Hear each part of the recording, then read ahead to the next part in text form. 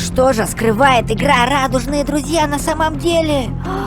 Это секреты и факты про игру «Радужные друзья». Недалеко от спавна, если зайти за кирпичное здание, можем найти разработчиков этой игры в виде пирата и паучка. На коробках я заметил надпись ОДД, что означает имя этого чувачка. Кстати, это он же, только почему-то уже ребенок. Радужные друзья уменьшили его, так как в то самое время Дэвис пропал. Это видно из ведения его журнала на его компьютере. Он не заходил в компьютер уже давно. Так куда же он пропал и почему? На карте я нашел вот такую бочку синего цвета. На табличке было написано, что это дом радужных друзей. На самом деле на стене написано, что они были созданы в той синей железяке. Так кем созданы?